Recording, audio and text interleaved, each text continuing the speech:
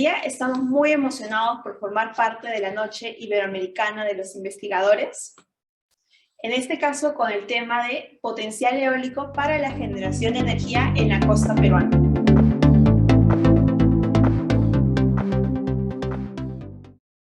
Los investigadores de energía somos dos, justamente de la Universidad UTEC, Universidad en Ingeniería y Tecnología. La persona que les habla, Noelia Santana Valdeón, egresada de la carrera, y yo, Daniel Valenzuela Mena, también egresado de la carrera de Ingeniería de la Energía.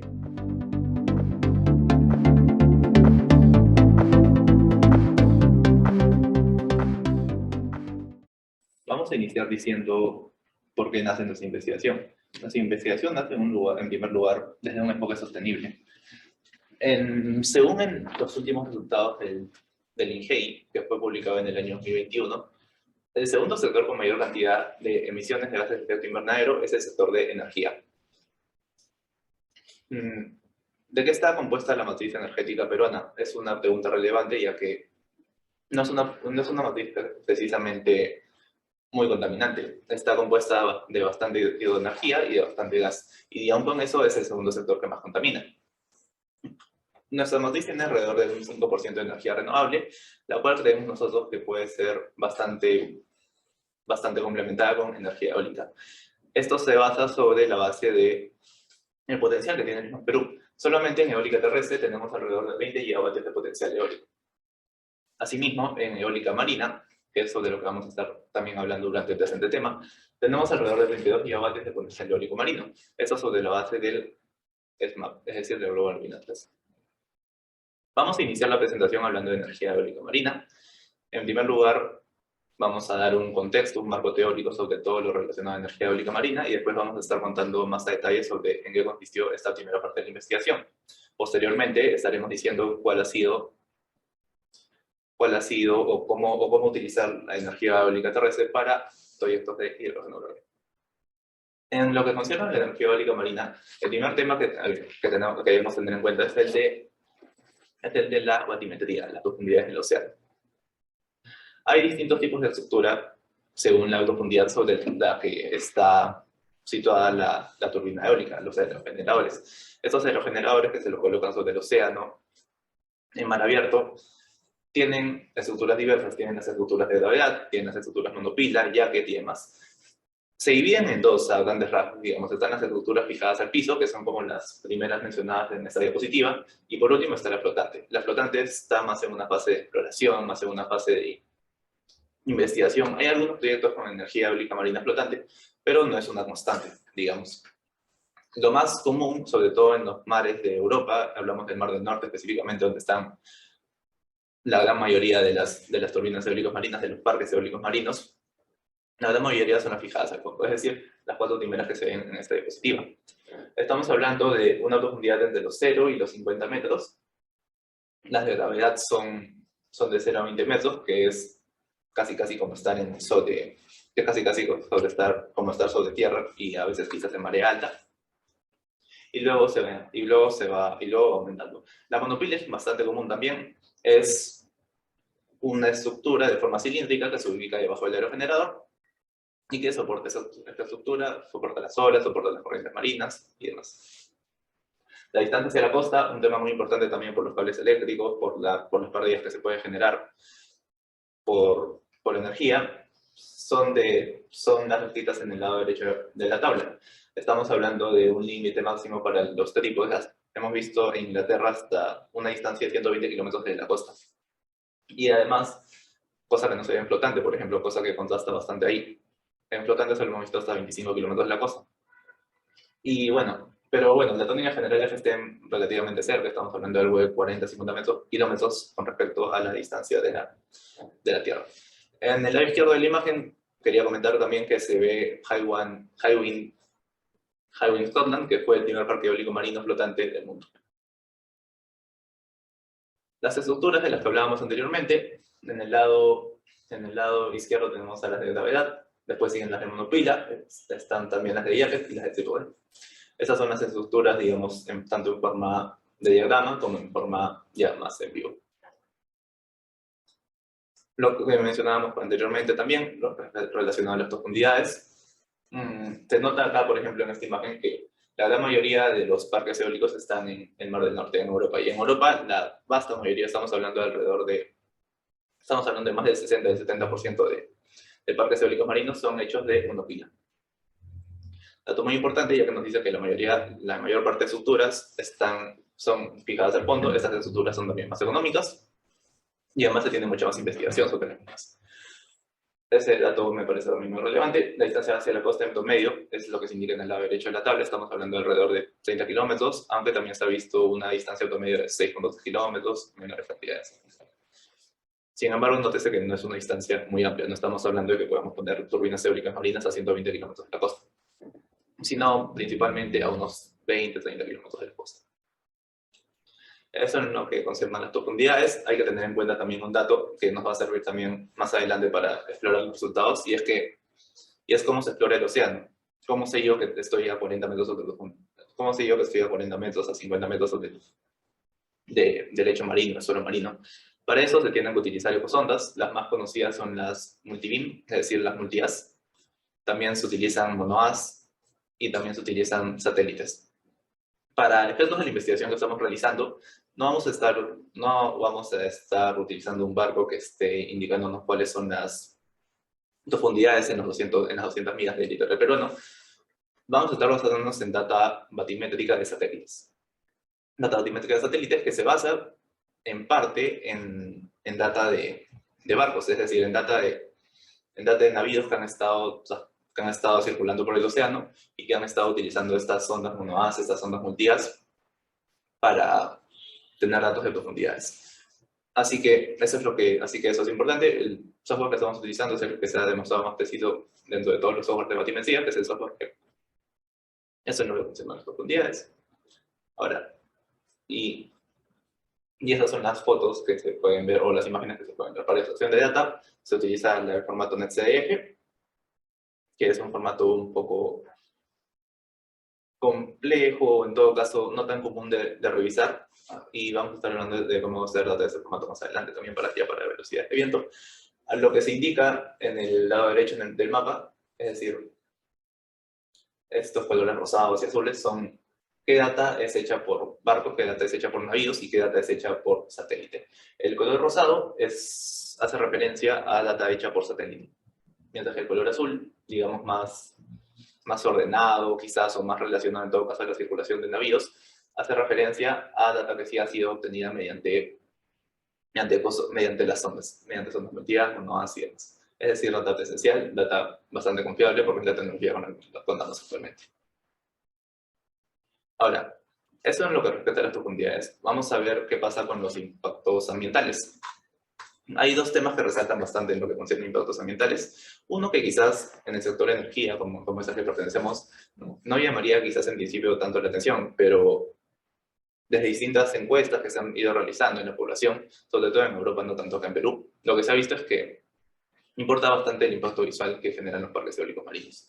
Es importante esto ya que la principal razón por la que parques eólicos marinos son rechazados es por el impacto visual que generan. Podemos ver el caso de Países Bajos, por ejemplo. Lo que se muestra en las imágenes son pósters, son campañas que se realizan contra los parques eólicos marinos. Personas que quieren ver, por ejemplo, el amanecer o el atardecer, dependiendo de hacia qué lado del océano estén. Quieren seguir pudiendo ver estos atardeceres, estos amaneceres, y dicen que no, que si es que yo pongo muchas turbinas eólicas marinas, si es que yo pongo un set de, digamos, de 30 por 20 turbinas eólicas marinas dentro de un parque eólico marino, podría estar seguramente tapando estas visiones y podría estar haciendo daño a la estética del ambiente. Una persona que tiene una casa de playa quizás dice que no le gustaría tener unos parques eólicos marinos a una distancia determinada de la costa. Lo que se ha notado bastante es que los parques eólicos marinos, a partir de los 14 kilómetros, ya no generan un impacto visual, o mejor dicho, ya no son tan visibles para el ojo humano, ya que es una distancia bastante alta. Estamos hablando de 14 kilómetros que se ven desde la playa hacia el océano, hacia el mar. Entonces, para efectos de la atención de investigación vamos a estar haciendo eso. Para evitarnos problemas de impacto visual, vamos a estar diciendo que parques eólicos marinos van a estar situados a una distancia superior a los 14 kilómetros de la costa. Quisiera comentar un tema más sobre el impacto visual. y es el impacto visual que se puede generar durante la noche. Eso es lo que vamos a estar viendo a continuación, y es que parques eólicos marinos en la noche tienen una luz que tintinea bastante. Tenemos una luz que está haciendo brillos de forma intermitente, y esa luz lo que hace es que se ve cada 1 o 2 segundos. Puede ser bastante impactante y puede llegar a ser bastante importante. Eso respecto a la noche. En eólica terrestre hay ejemplos, hay videos en Estados Unidos, por ejemplo, en los que se ve como un conjunto de parques eólicos, o mejor dicho, un conjunto de turbinas eólicas, va generando un efecto cada 2 segundos de tintineo, y que es bastante notorio, sobre todo en la noche, y en que todo está oscuro y lo único que se ve son estas luces de los parques eólicos. Esas son las dos razones. Aparte de eso está el efecto de parpadeo de sombras, pero eso ya queda de lado porque estamos hablando de parques eólicos marinos, eso aplica más para parques eólicos terrestres. Vamos a ver también el tema del impacto a la fauna, a la bifauna. Lo hemos dividido en este caso en dos partes. Uno es el de impacto a las aves, sobre todo. Ha sido un tema bastante polémico, sobre todo en países como Estados Unidos, donde está, por ejemplo, el águila calva, que es una águila bastante representativa del país. Es el ave nacional, de hecho. Es la típica águila que todos nos imaginamos, con el cuerpo marrón, con la cabeza blanca, con el pico amarillo, que puede estar paseando, digamos, por una zona en la que hay parques eólicos, y que el rotor, al estar girando, lo que puede ocasionar es que impacta sobre las aves. Es algo bastante polémico, bastante triste también.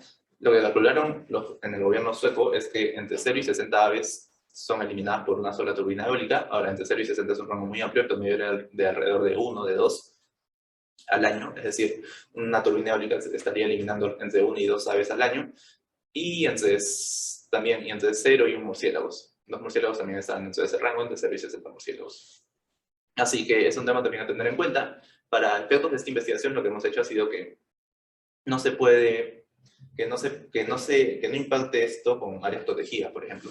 En agua, en el océano, el Perú tiene áreas protegidas, sobre las que vamos a estar hablando quizás posteriormente. Está el sistema de islotes e islas guaneras, está la Reserva Nacional de Paratas, por ejemplo, que son reservas bastante importantes que concentran una gran cantidad de aves, y que es importante cuidar para nosotros.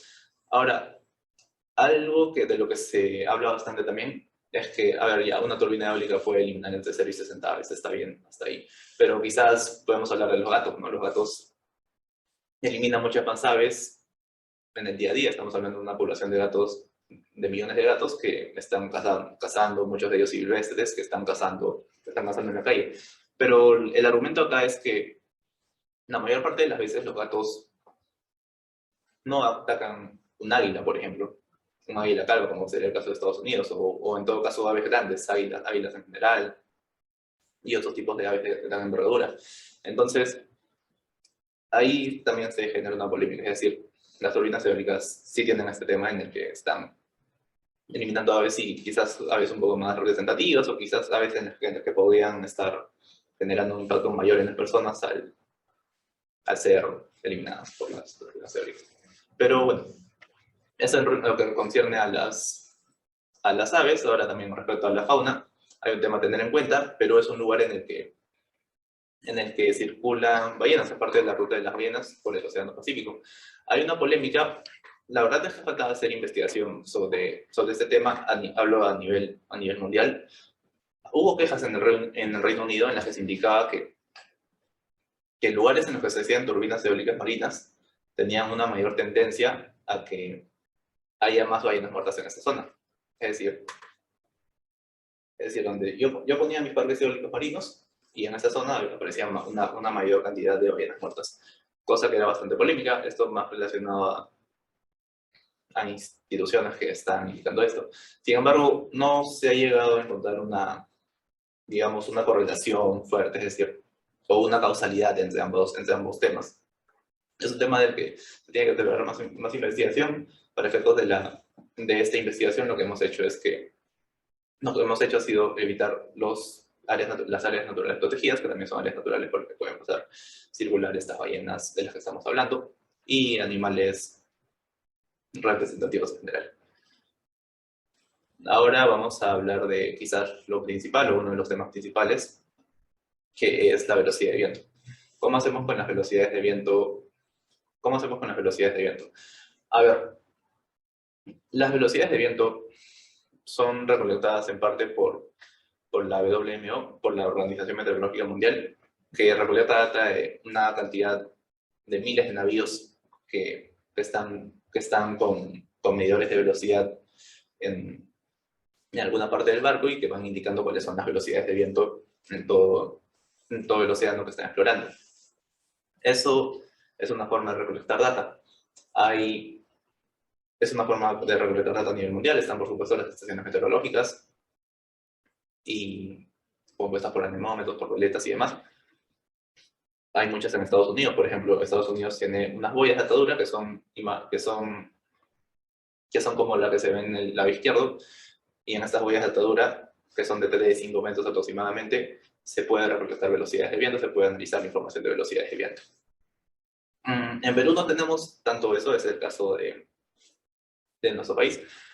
Lo que sí tenemos son estaciones meteorológicas ubicadas en tierra. Hay un estudio en Turquía que lo que hizo fue utilizar estaciones meteorológicas ubicadas en tierra. Sin embargo, las velocidades de viento que se utilizaban eran bastante...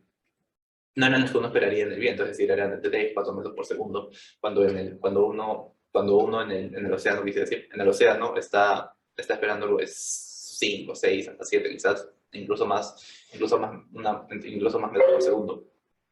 Ahora bien, entonces, ¿qué pasaría si es que nosotros nos basáramos en las estaciones meteorológicas disponibles, las estaciones meteorológicas que están en el tsunami? Tendríamos alrededor de 6 estaciones meteorológicas, esto según la base de datos del tsunami que había sido autorizada hasta el año 2017.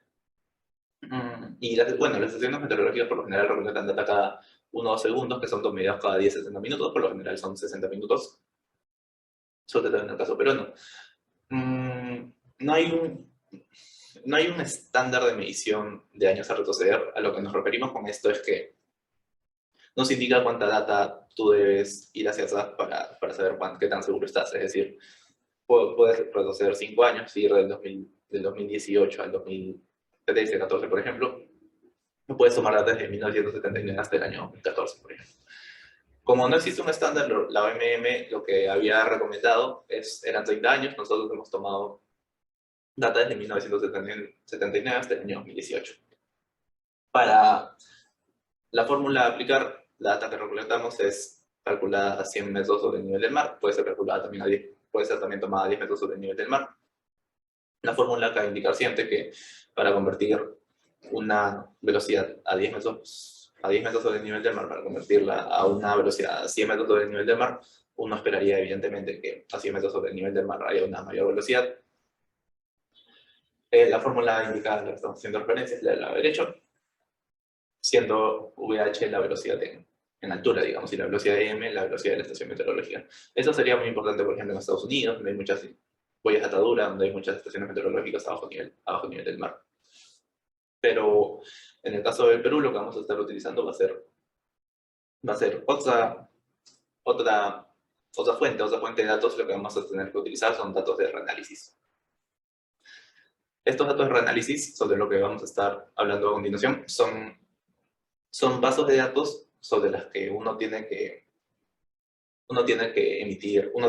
recolectar. Antes de hablar más a fondo sobre esto, tenemos que decir algo muy importante. Hay unas plataformas, que son como los que se ven en el lado izquierdo de la imagen, las dos imágenes, en el lado izquierdo de la diapositiva, que se colocan previamente a tener una turbina eólica marina. Es decir, yo antes tengo que estar recolectando data. Así que pongo unas estructuras de unos 0,60 metros, de unos 0,80 metros, costosas. Estamos hablando de algo de $10 millones, dependiendo, por supuesto, de las condiciones del terreno, más 50% arriba, 50% abajo, es decir, entre 5 y 15 millones de dólares, que tienen que ser puestas, y las pone uno con 6 anemómetros, tanto arriba como abajo, y para monitorear la velocidad de viento, y también, por supuesto, monitorear las profundidades, la corrosión, las características del mar, como podría ser la salinidad, por ejemplo. Así que las olas también, que son importantes. Así que uno va monitoreando estas cosas, estos valores. Entonces, un tema importante acá es, Por ejemplo, ¿qué pasa si es que yo venía acá en el año 2017 cuando ocurrió el fenómeno del Niño acá en Perú? Podía tener data menos representativa quizás, porque estamos hablando de un año en el que, porque para comenzar no se tiene mucha certeza de cómo es que el fenómeno del Niño afecta a las velocidades de viento. Hay quienes te dicen que la velocidad baja, hay quienes te dicen que la velocidad sube. Lo que más he visto hasta ahora es que la velocidad disminuye, es decir, la velocidad se reduce. Entonces, si es que yo tuviera data, si es que yo tuviera un año de data durante el fenómeno del Niño, lo que no tendría data muy representativa. Y lo mejor sería tener, digamos, 2 años de data, probablemente. De esto también nos hemos cuidado. Al final, el fenómeno del Niño es un fenómeno que se da cada 2 o 7 años, así que si es que nosotros recolectamos una gran cantidad de información, tenemos la ventaja de que estamos incluyendo ahí a todos los fenómenos del Niño.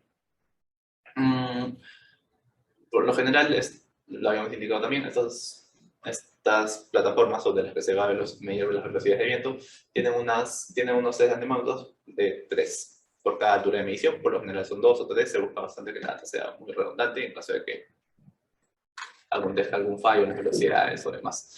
A ver, antes de tener una de estas estructuras, uno debe tener una idea de cuál es la velocidad de viento en un lugar.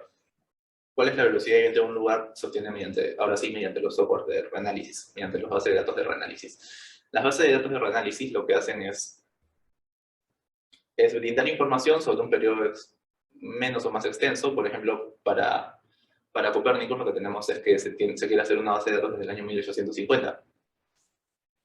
Y cosa que ayudaría bastante, pero a ver, en el año 1850 no había satélites, por ejemplo.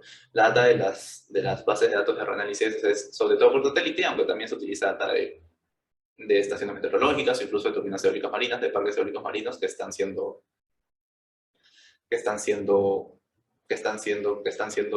actualmente en condiciones operativas, en condiciones comerciales operativas. Entonces, mediante la data de reanálisis, lo que uno puede hacer es tener información del pasado y tener sobre todo información de una cantidad de años en las que uno puede medir la velocidad de viento. Es decir, yo puedo sacar el promedio, digamos, de 40 años de velocidad de viento. Ahora, el tema en este caso es cómo recolecto yo esta información, porque hay que procesarla y demás. Es por eso que en la diapositiva posterior lo que veíamos era ese tema. Lo que veíamos era cuáles son las fórmulas para yo saber, por ejemplo, cuál es el error, porque es importante saber estos datos de reanálisis. Por lo general lo que hacen es subestimar, es decir, hablamos de una subestimación de hasta el 20% de la velocidad de viento real cuando se le compara con respecto a una estación meteorológica. Esto implica que quizás estamos yendo a emplazar un parque eólico marino y lo que tenemos es que estamos con una velocidad de viento, estamos subiendo una velocidad de viento inferior, cosa que nos da cierto margen a favor, incluso diríamos. Ahora, el error se calcula mediante las fórmulas de ahí. Para nosotros es de mayor importancia el error medio, que es la fórmula de la izquierda. Este error medio lo que nos indica es, bueno, cuánto nos hemos equivocado en promedio con respecto a la estación meteorológica, del reanálisis con respecto a la estación meteorológica. Luego, ¿qué base de datos de reanálisis utilizar? Eso es importante también. Base de datos de reanálisis que tenemos que utilizar, hay diversas. Está, por ejemplo, MERRA2, está la asociación japonesa, JRA, hay una canadiense también, RedScreen, y también está el A5, Global Wind Atlas y demás. Lo que nos han demostrado, lo que se ve bastante, es que las velocidades de viento del A5 han venido siendo comparadas y han sido las que mejores aproximaciones han tenido, junto a Global Wind Atlas. Para efectos de esta primera parte de la investigación, lo que hemos hecho ha sido indicar cuál es el software que podríamos utilizar nosotros, y para efectos de esta investigación hemos utilizado VERA5, que por un lado en el año 2018 en Suecia era descrito como el campeón del movimiento de energía eólica. Es importante saber cuáles son sus características. Estamos hablando de recolección de data de satélites, de radares terrestres, de embarcaciones, de aeronaves, estaciones meteorológicas. Cabe volver a recorrer satélites porque es quizás lo mayoritario. Entonces, como modelos matemáticos también, hablo de la data de satélites específicamente, lo que ellos pueden tener es una base de datos de predicciones de viento y finalmente indicar cuáles son las velocidades de viento que hemos tenido durante una cantidad de años. La resolución espacial que tiene ERA 5 es de 31 kilómetros, así que si es que dividiéramos la Tierra quizás en cantidades iguales, no quiero decir cuadrados porque no sería muy exacto, quizás cuadriláteros, espacios de 4 lados, tendríamos espacios de cada 32 kilómetros, le llaman píxeles, podríamos decir que son cuadriláteros en los que está dividida la Tierra, espacios de 32 kilómetros en los que uno puede efectuar, en los que uno tiene una velocidad de viento. Una velocidad de viento cada 32 kilómetros en medio. Evidentemente, para efectos de hacer un mapa, uno tiene en cuenta esta distancia que hay entre cada uno de los cuadriláteros. Tiene una resolución temporal, te da cada hora te da un nuevo valor de velocidad de viento. Ahora, ¿cómo sabemos data de ERA 5? Hemos utilizado un software que es bastante conocido en la Unión Europea, que es el Copernicus. Copernicus es el SMWF, y lo que se tiene que utilizar acá es, lo que tiene que hacer acá es visitar la página y después descargar la data, en nuestro caso lo hemos hecho mediante Python. En un inicio estábamos hablando de alrededor de 250 GB de data, posteriormente lo hemos ido reduciendo y nos quedó una data bastante menos compleja. Nosotros hemos recolectado data desde el año 1979 hasta el año 2018, por cada hora del día. Eso nos dio alrededor de 64 millones de datos de velocidad que hemos procesado, por supuesto, y que hemos procesado de la manera que vamos a usar acá. Además de hacerlo por Python, lo que hemos hecho ha sido mandar todo esto a Excel, mandar estos 64 millones de datos a Excel, cada uno con una latitud, con una longitud, y para efectos de hacer un mapa eólico marino, lo que hemos hecho ha sido promediar todos estos datos. Es decir, estos 64 millones de datos dentro de una matriz de alrededor de 60 filas por 46 columnas han sido promediadas. Han sido datos promediados para efectos de tener un mapa. Es decir, y hemos indicado qué velocidad sería factible en el Perú. Nos basamos en diversas investigaciones y vimos que a partir de los 7 metros por segundo podríamos estar hablando de una velocidad factible. A esto, según un torneo que hicimos alrededor de 8 o 9 investigaciones, que es lo que nos indique, desde la cual indicaban desde qué velocidad hubiera sido factible colocar un parque eólico marino. 7 metros por segundo, siempre importante indicar la altura de la que estamos hablando, 7 metros por segundo a 100 metros de altura. Entonces, una velocidad de 7 metros por segundo a 100 metros de altura la consideramos viable para ver en qué zona se puede analizar la factibilidad de utilizar un parque eólico marino, la factibilidad técnica. Es importante indicar eso. Entonces, ¿cómo hemos procesado esta data dentro del mapa? Hemos utilizado Excel, como estaba mencionando anteriormente. Hemos generado una matriz de 60 por 46, es decir, todas las matrices que teníamos, alrededor de más de 11.500 matrices, las hemos promediado en una sola matriz para que después, posteriormente, tener la posibilidad de colocar todo en QGIS, o QGIS, o QGIS. Esa data promediada en QGIS nos dio un primer mapa de velocidades de viento, que es el que vamos a estar mostrando más adelante. Acá estamos viendo, por ejemplo, en las imágenes cómo se había procesado la data, mediante Excel, también mediante NCDF. Es un formato sobre el que hemos indicado que vamos a hablar a continuación. Ha llegado el momento. Este formato de NCDF es un formato poco extraño, quizás. Nosotros lo que hicimos fue procesarlo mediante un software que es especializado, un software brindado por la NASA, que es por Estados Unidos, que es especializado en NCDF. Esa data con NCDF, que nos da cuál eran las velocidades de viento, la hemos tenido que promediar también. ERA 5 nos da velocidades de viento verticales y velocidades de viento horizontales, que son las U y V que se ven hacia el lado derecho. Entonces, esas velocidades de viento también fueron promediadas, es decir, se les sacó la magnitud, y con la magnitud ya teníamos la velocidad de viento, la clásica fórmula de la suma de cuadrados y la raíz. Entonces, con eso ya podíamos tener una velocidad de viento adecuada. Esa data en CDF se pasó a Excel con los datos que se ven hacia el lado derecho. Fijamos cuáles eran las fechas, enero, febrero, marzo, desde 1979 hasta el año 2018. Y eso respecto a las velocidades de viento. Con todo eso, lo que vimos fue lo que se muestra a continuación. A continuación, lo que se puede ver es que tuvimos un mapa en el que aparecían cuáles eran las velocidades de viento. Y cuáles eran las velocidades de viento que adquiríamos. Eran sobre todo visibles en Ica. En Ica había una importante cantidad de velocidades de viento, y también en Trujillo. En Trujillo también había, a la altura de Trujillo también había importantes velocidades de viento. Eso es lo que muestra el mapa que vamos a ver en la siguiente diapositiva. Correcto. Antes de eso, antes de estar adelantando estos resultados, lo que vamos a estar viendo son las profundidades. Importante indicar también que en Perú tenemos la fosa Perú-Chile. Es una fosa que lo que provoca es que estemos hablando de una cantidad de...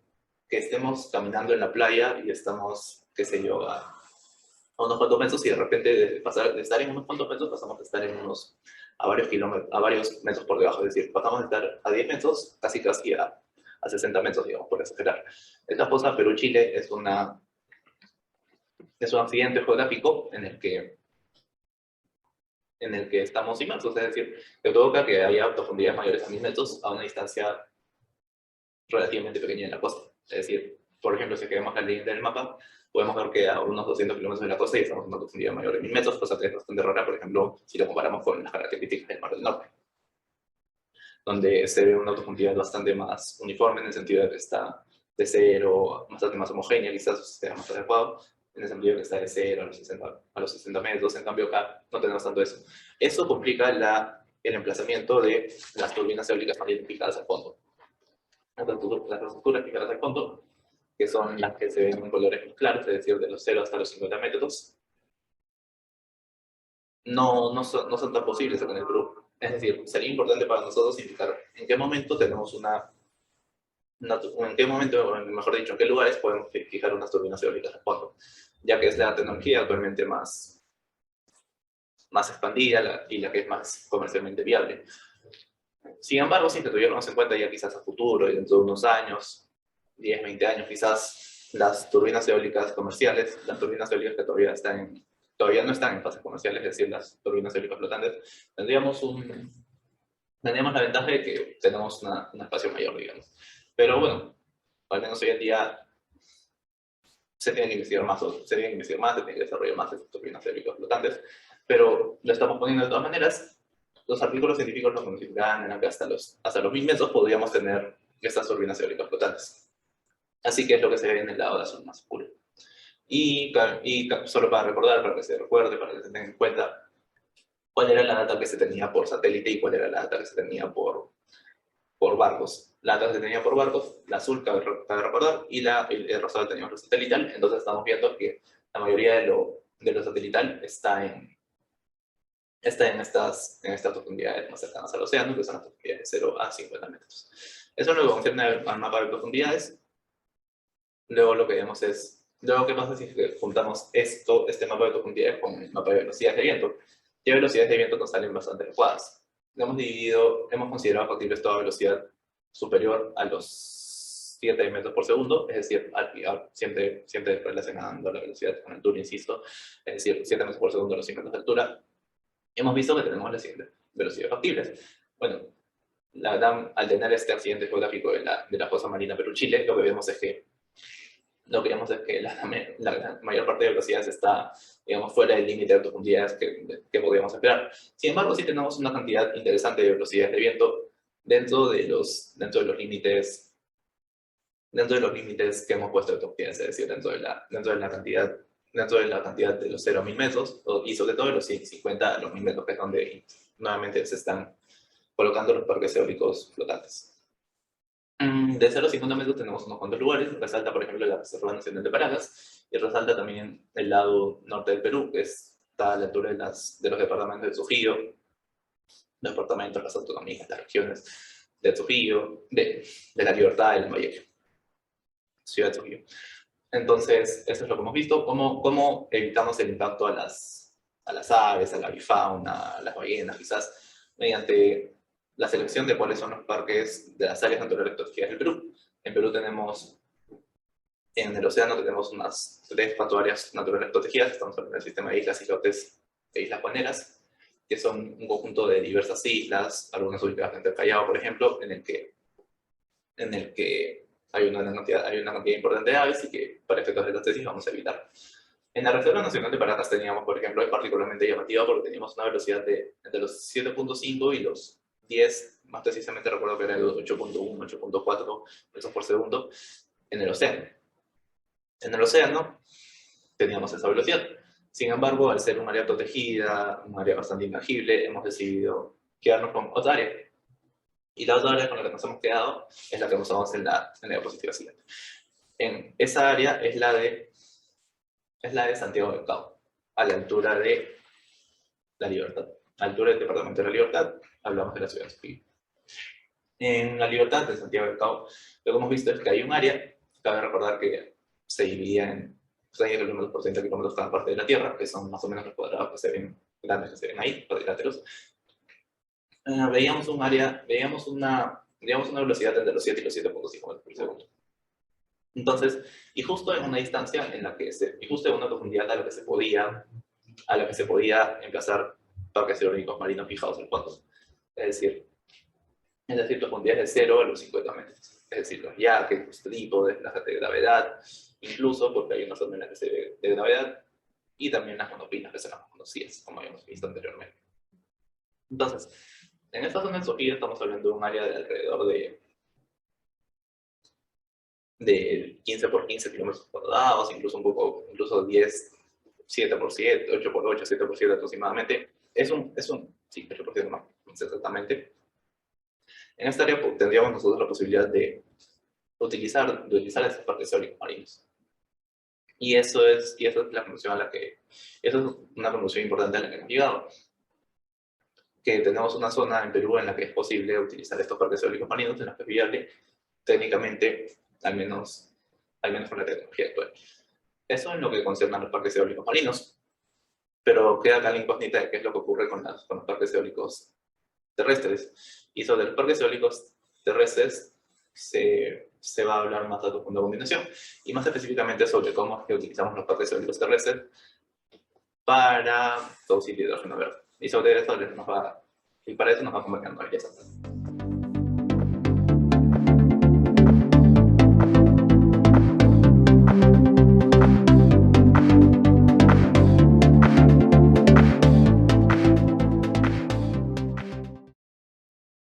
Así es, muchas gracias Daniel por dar esa introducción y preámbulo sobre la energía eólica terrestre. En este caso, como se ve el mapa de Global Wind Atlas. Es así que en líneas con ello, lo que se ha realizado es justamente una selección de zona de emplazamiento para una planta de hidrógeno verde basada en el aprovechamiento del recurso eólico terrestre.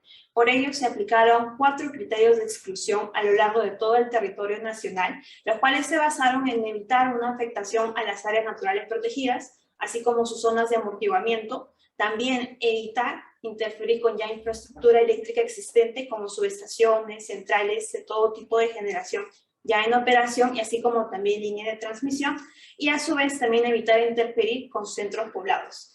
De tal forma que con esos 4 criterios de exclusión ya pudimos definir unas 15 áreas que tenían las mejores prestaciones tanto técnica y económica para el reaprovechamiento de recurso eólico. En este caso se encontraban principalmente ubicadas en el norte y en el sur del país, las cuales para identificar cuál de estas tenía una mejor característica para la producción de hidrógeno verde se realizó una evaluación multicriterio, lo cual fue hecha a través justamente de 6 criterios de evaluación, tanto técnicos como económicos, para la identificación de esta zona de emplazamiento con las mejores condiciones.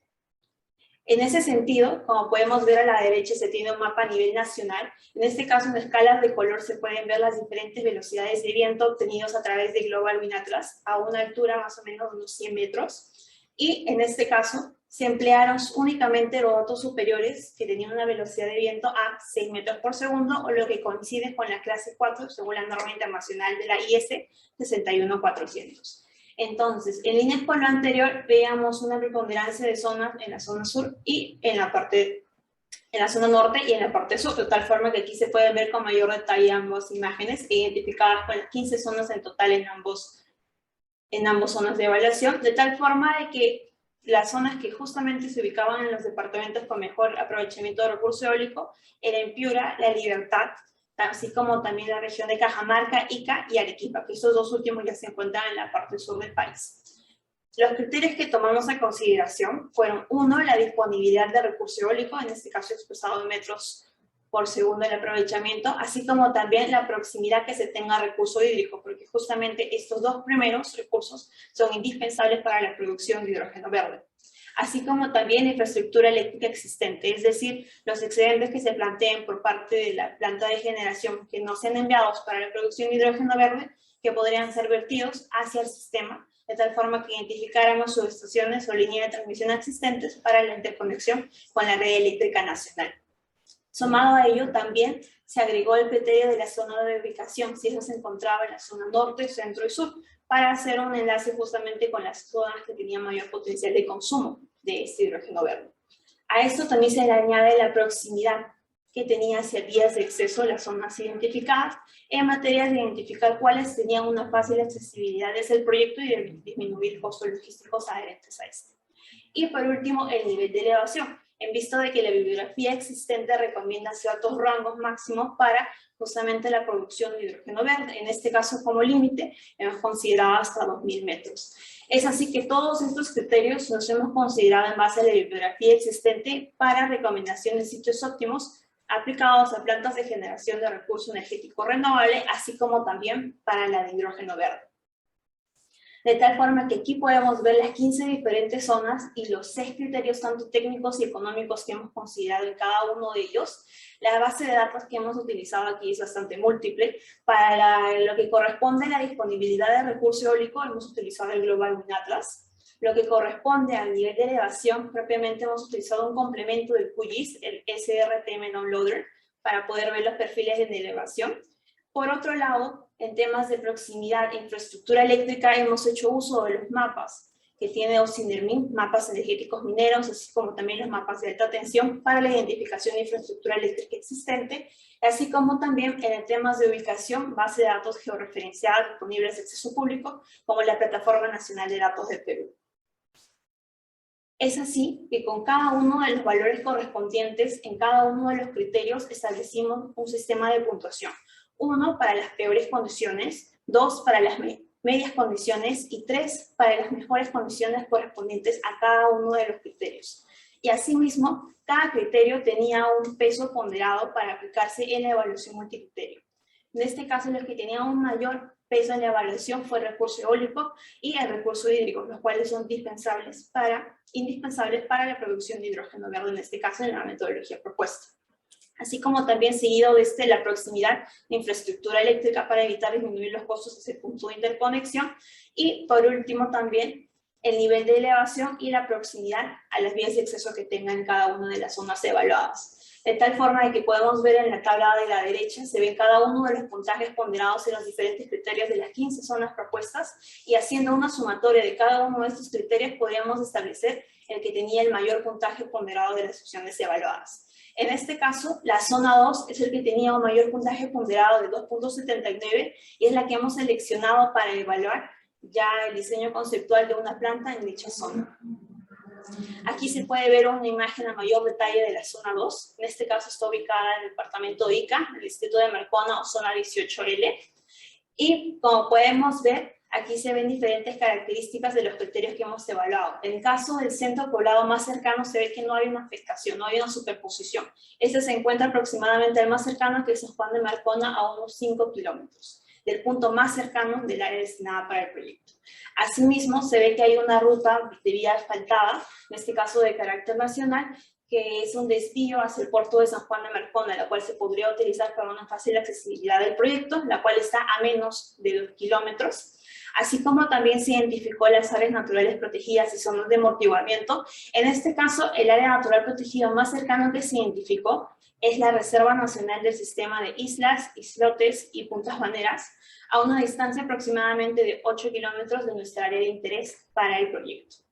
Así como también se identificó la infraestructura eléctrica existente. En este caso, la que se identificó que pasaba más cercana al área del proyecto era la línea de transmisión que conecta la subestación de Tres Hermanas con Marcona. Entonces, la propuesta para inyectar los excedentes, en el caso de la modalidad on-grid, vendría a ser una conexión de tipo PI, una doble terna a esta línea de transmisión existente, la cual requeriría una construcción de aproximadamente 2.3 kilómetros a esa línea de transmisión, lo cual asimismo cumple con la normativa de no exceder un incremento del 15% de la longitud de la línea de transmisión actual, según la normativa presente en el país peruano. En ese sentido, ya habiendo seleccionado la zona, se realizó el diseño conceptual de la planta, empezando primero por esta delimitación de la velocidad de viento y su variabilidad a lo largo de los meses. Gracias al Global Wind Atlas podemos obtener estas diferentes velocidades con los picos en el mes de abril, julio y noviembre, de tal forma de que a una altura de medición de 100 metros se tenía una velocidad promedio de 9.33 metros por segundo, y haciendo el cálculo de la turbulencia, eso se identificó que era de tipo bajo, y la clasificación del viento tipo 2. Asimismo, se realizó también, como se ve en la gráfica de la derecha, la rosa de los vientos, donde en este caso se ve una casi uniforme dirección, más hacia los 120 grados y 150 grados, de tal forma que la dirección predominante para el emplazamiento de los aerogeneradores es la zona sureste. Es así que con todos esos detalles y las velocidades de viento a través de Global Wind Atlas, procedimos a hacer la distribución de Weibull a escala mensual, para ver justamente la incidencia de las velocidades y su probabilidad en el área de interés para el emplazamiento de la planta de hidrógeno verde. En este caso, si vemos en los diferentes meses, se llega a una conclusión preliminar de que se tiene una alta probabilidad de tener velocidad de viento entre 9 y hasta 10.5 metros por segundo. Y los factores de forma y escalas correspondientes en promedios mensuales, lo evaluado es casi 8.46 y hasta 10.33 metros por segundo. Eso fue en términos de la velocidad de viento, así como también un punto interesante para determinar en la área que vimos anteriormente seleccionada, que tenía aproximadamente 27.7 kilómetros cuadrados, cuántos megavatios podríamos instalar dentro dependiendo de la tecnología del aerogenerador. En este caso podemos ver el mapa con todas las centrales eólicas en operación que ya tienen mayor, inclusive la más reciente, que es en Cajamarca, Uniguam, ya cuenta con más de un año de operación, por eso es que también las hemos considerado aquí, para justamente establecer un ratio de megavatio por kilómetro cuadrado instalado de todos los aerogeneradores en función a las fichas técnicas de acceso público que se tiene de cada una de las centrales, así como también solicitud de información sobre las áreas de concesión que tenían estas. De tal forma que llegamos a un ratio promedio que se pueden tener hasta 5 megavatios de potencia instalada por kilómetro cuadrado para los fines de eólica terrestre y de la presente investigación. Asimismo a esto, bastante alineado iba la selección del aerogenerador. En este caso nos basamos en la base de datos pública de Wind Turbines, donde podríamos ver data como esta, justamente un poco más a detalle sobre la variabilidad de la potencia y el CP a diferentes velocidades de viento. Eso fue un criterio bastante particular para nosotros definir un aerogenerador que tuviese esa disponibilidad de información, así como también uno que presentase mayor cantidad de potencia a bajas velocidades. De tal forma que aquí podemos ver uno de los datos recolectados, en este caso, y a la gráfica derecha podemos ver dos estimaciones del CP. El CP real viene a ser el que se obtenía de la base de datos, de la ficha técnica del aerogenerador, y el CP estimado al que nosotros llegamos tratando de aproximarnos las velocidades en sitio obtenidos del Global Wind Atlas, alineadas a ecuaciones justamente del CP real. De tal forma que podemos ver que ambas curvas se superponen casi en un 100% y el error que tuvimos fue menor del 0.5% en cada uno de los puntos de la curva.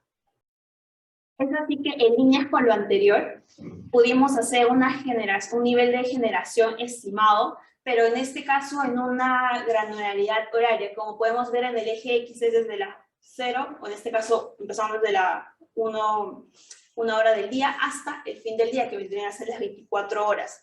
Esto en términos de cálculo mensuales, porque justamente también la base de datos de Global Wind Atlas nos permite hacer este cálculo a través de la aplicación del Wind Speed Index, que se encuentra dentro de la base de datos, aplicado justamente a la velocidad promedio que se tiene en el área de interés.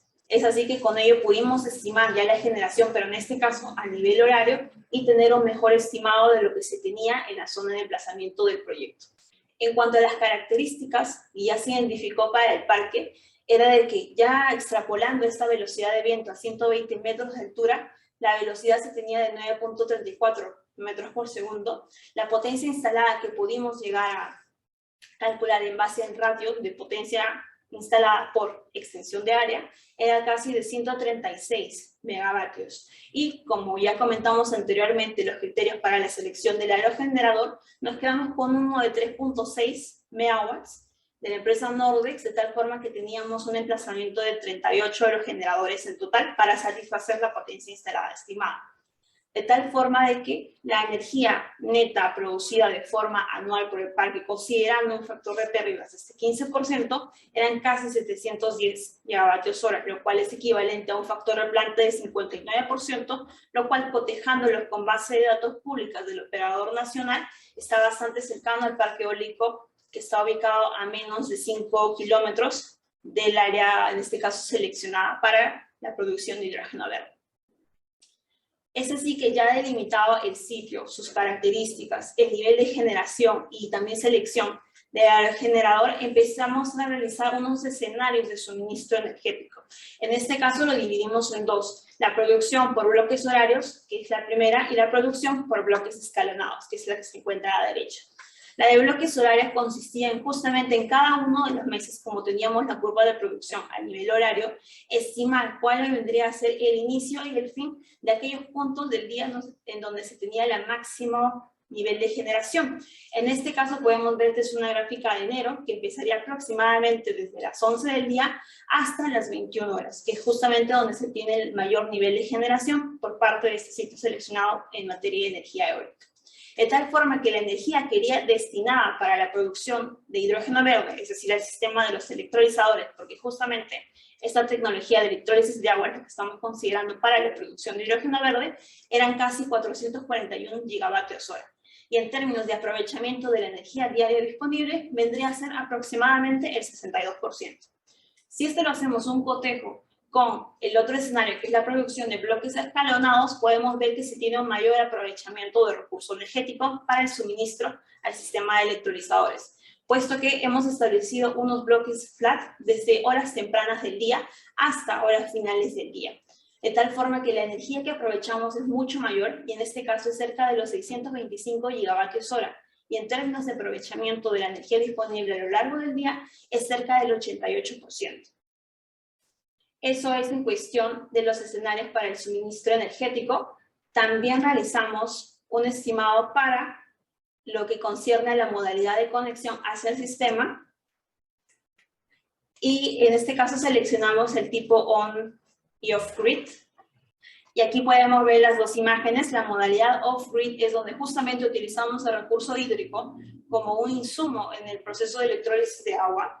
También tenemos la energía eólica, que vendría a ser la energía que estamos utilizando para el proceso electrolítico, y con ello obtener específicamente el hidrógeno verde. Es decir, aquí no estamos considerando ningún CAPEX asociado, por ejemplo, de la línea de transmisión hacia su interconexión al sistema. En cambio, como podemos ver en la imagen de la derecha, se ve la disponibilidad de infraestructura eléctrica más cercana, siendo las líneas azules infraestructura de 220 kilovoltios y las líneas de color naranja, ya mucho más lejos, infraestructura disponible de hasta 500 kilovoltios. En este caso, si le damos un mayor zoom a la infraestructura que se encuentra más cercano de nuestra área de interés, podemos ver que pasaba la línea existente que une la subestación de Tres Hermanas, justamente, y esa es la que nosotros hemos utilizado como punto de interconexión, de tal forma que se requería una línea de transmisión de 2.3 kilómetros aproximadamente. Es que ya podíamos establecer los diferentes escenarios, de tal forma que teníamos 4. En este caso, delimitados por la producción por bloques, ya sea horario o escalonado, y también por la modalidad de interconexión hacia el sistema, es decir, si esto era on-grid u off-grid. Es así que ya delimitado todos los escenarios que íbamos a contemplar, se procedió con la evaluación económica. Aquí podemos ver algunos inputs que hemos considerado para llegar ya a estimar un LCOH, el Levelized Cost of Hydrogen, o el costo nivelado de hidrógeno. En este caso, como podemos empezar desde la derecha, son los bloques de energía. Es importante considerar cuánto era de energía que estamos destinando para el sistema de electrolizadores y cuánto iba a ser destinado para la inyección a ese sistema de los excedentes, en el caso aplique de los escenarios. Seguido de ello también tenemos el CAPEX considerado. En este caso estamos considerando que para la central eólica sea 1.3 millones de dólares por megavatio, lo cual va bastante alineado con la tendencia que van a tener de inversión los parques eólicos y también revisando la información pública de los montos de inversión ejecutados en las centrales eólicas que se encuentran en operación actualmente. Asimismo, por parte del electrolizador, la tecnología seleccionada es de tipo PEM, debido a que tiene un mejor ajuste y complementariedad, reconociendo la variabilidad que tiene el recursos renovables, en este caso la energía eólica, tal forma que hemos considerado hasta $700.000 por megavatio de dicha tecnología, considerando una tendencia de costos de reducción, por justamente su introducción a una escala ya de tipo comercial. Lo que corresponde a los costos de OIM también fueron considerados dentro de esta evaluación, de tal forma que para la tecnología de la central eólica hemos considerado unos $33 por kilovatio instalado y de forma anual. Por el lado del electrolizador PEM, hemos considerado hasta 2% del CAPEX del electrolizador instalado por año. Asimismo, otro input importante dentro del modelo económico que hemos considerado es el ciclo de vida útil. Generalmente los parques tienen hasta una vida de 30 años de vida útil en tecnología eólica. Eso es lo que hemos considerado para el modelo de evaluación económica. Sin embargo, la vida de los electrolizadores es más limitada. Podemos llegar a alcanzar hasta 80.000 horas de ciclo de vida útil. Entonces, en ese sentido, a lo largo del ciclo de vida útil del parque eólico iba a ser necesario añadir costos relacionados al justamente reemplazo del sistema de electrolizador, lo cual efectivamente también se ha añadido dentro de la evaluación económica. Sumado a esto, también se ha añadido lo que es correspondiente a la tasa de degradación, lo cual en base a la literatura existente hemos considerado para la central eólica hasta 0.5% y en lo que corresponde a la producción de hidrógeno verde hasta 0.3%. Asimismo, también hemos considerado un costo de agua, pero en este caso costo de agua desalada dentro de nuestra evaluación económica, de tal forma que era $3 por metro cúbico de agua desalada. Los últimos dos inputs que se han colocado dentro del modelo económico, uno es WACC, que viene a ser esa tasa de descuento, la cual estamos considerando traerlo a valor actual neto presente. En este caso hemos considerado hasta 5.95% basado en la metodología y la bibliografía que estamos proponiendo de la investigación. Y a esto le hemos sumado unos 150 básicos, o también conocidos como 1.5%, para tener un margen de seguridad justamente en el cálculo del LCOH. Y por último, hemos considerado también un precio de energía al cual deberíamos justamente vender estos excedentes. Estos se han basado justamente en las adjudicaciones que se han tenido de parques eólicos renovables, en este caso con la normativa vigente peruana, y extrapolándolo justamente a una ligera disminución de estos, de tal forma que se alcanzaran para el periodo de evaluación hasta unos $27 por megavatio hora. En ese sentido, con toda esta información del modelo económico, es que ya en la siguiente slide podemos ver algunos de los resultados que hemos llegado. En términos de la evaluación económica, aquí podemos ver los 4 escenarios. Tenemos aquí el valor actual neto del hidrógeno, expresado en toneladas de hidrógeno. También el valor actual neto de los costos, expresado en millones de dólares, así como también ya el costo nivelado del hidrógeno, expresado en dólares por kilogramo de hidrógeno, y por último, el precio de venta que vendría a tener este recurso producido en materia de alcanzar una tasa interna de retorno del 10% en cada uno de los escenarios evaluados. Es así que podemos ver que entre el bloque horario y el bloque escalonado, la producción de hidrógeno es mucho mayor en el bloque escalonado, puesto que tenemos mayor aprovechamiento de la disponibilidad de recurso energético hacia el sistema de electrolizadores. Por eso es que podemos alcanzar hasta 138.000 toneladas de hidrógeno. Sin embargo, tener mayor producción de hidrógeno podemos ver que también significa mayores costos, llegando hasta 174.9 aproximadamente millones de dólares, justamente porque una mayor producción de hidrógeno significa mayores costos de operación y mantenimiento, así como también los asociados al costo del agua. Vamos a tener una mayor reproducción, entonces vamos a requerir mayor cantidad de recurso hídrico. Sin embargo, si ya vemos en términos del LCOH como esta división entre los costos y el hidrógeno, podemos ver que en el bloque escalonado se alcanzan menores niveles de estimación, de tal forma que llegan a casi $1.27 por kilogramo de hidrógeno producido en comparación con los bloques horarios, que pueden llegar a $1.53 por kilogramo de hidrógeno. Y justamente es que estos costos de producción del hidrógeno verde con tecnología eólica ya los podemos ver en el precio de venta que podría tener este recurso si alcanzamos una tasa de retorno del 10%.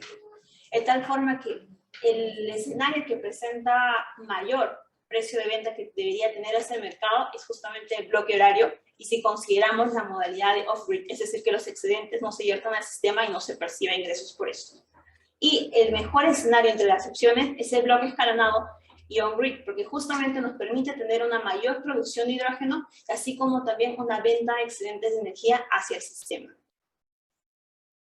Es así que en la siguiente slide ya podemos ver un desglose del LCOH y los costos inherentes a cada uno de ellos en cada uno de los escenarios. Aquí podemos ver que justamente el bloque escalonado on-grid, el de 1.27, es el que presenta menor costo nivelado de hidrógeno. Ahí si vamos a la siguiente slide, se va a ver justamente el mayor énfasis en cada uno de los costos que se tiene, de tal forma que la electricidad es el que tiene una mayor participación. En este caso nosotros hemos utilizado la tecnología eólica y vemos que tiene casi una preponderancia de 0.75 del total de dólares por kilogramo de hidrógeno verde producido. En segundo lugar, la participación ya lo tiene el CAPEX propiamente del electrolizador, en este caso la tecnología seleccionada del tipo PEM. Y ya en mucho menor medida tenemos el reemplazo de la celda, del electrolizador, y el costo del agua, que ya es prácticamente no tan significativo comparado con la electricidad y con el CAPEX de inversión del electrolizador PEM. Sumado a esto, podemos pasar a una slide adicional y vemos un mayor énfasis hacia la tasa de interés. Si hacemos un análisis sensitivo de cómo vendría a ser el impacto de esas diferentes variables, si se aumentan en un 10% o si se disminuyen en un 10%. Aquí hemos evaluado la tasa de interés, la tasa de descuento, en este caso el WACC, el costo del agua, el CAPEX propiamente del electrolizador PEM, y así como también el CAPEX de la central eólica. Podemos ver entre todas las opciones evaluadas que el que tiene mayor preponderancia e impacto si se llegase a incrementar o disminuir es la tasa de interés, llegando a variar del precio que habíamos obtenido de 1.27 hasta 1.31 dólares por kilogramo de hidrógeno. En este caso ya podemos ver que en menor medida y confirmado con el desglose anterior que vimos, es el costo del agua, que la variación es casi insignificativa en este análisis sensitivo. Así que si pasamos a la siguiente presentación, podemos ver que la tasa de interés es el que tiene el mayor impacto. Y en este caso, para el modelo financiero, hemos considerado un 80% mediante financiamiento externo y 20% de inversión interna. Esto puede ser sujeto también a diferentes modalidades de financiamiento que se consideren. Nosotros hemos tomado 80-20, pero también se puede tomar 70-30 y ver qué tanto vendría a ser en ese escenario una tasa de interés con su análisis sensitivo de variabilidad de incremento o decremento del 10%. Es así que ya hemos concluido diferentes puntos, tanto de la eólica marina y de la eólica terrestre, que ya llegamos a la parte de las conclusiones propiamente de la investigación hechas el día de hoy. En este caso, mi compañero Daniel va a dar justamente las conclusiones relacionadas a la eólica marina, y ya de ahí yo comento nuevamente sobre las obtenidas en la eólica terrestre y su aplicación en el hidrógeno verde. Sí, por supuesto. En primer lugar, en lo que concierne a la primera parte de la investigación, podemos notar o concluir que las mayores velocidades de viento se ubicaron entre las costas de la Libertad, que es esta zona de la que estábamos hablando, la zona de Santiago del Cabo. Y también la otra zona de mayor velocidad de viento, ojo, solamente hablando de los parques eólicos marinos, fue frente a la Reserva Nacional de Paracas. La Reserva Nacional de Paracas tenía este tema según el cual había áreas naturales protegidas, y decidimos descartar esa área por un tema de impacto ambiental. De todas maneras es algo que se puede conversar quizás más a futuro, siendo también la energía eólica marina una energía sostenible e importante para el desarrollo de todos nosotros. El área de la libertad, como habíamos estado mencionando, el área de Santiago de Cabo, cercano a Trujillo, tiene la ventaja de que está en una zona batimétricamente factible, es decir, tiene una profundidad de los 0 y 50 metros.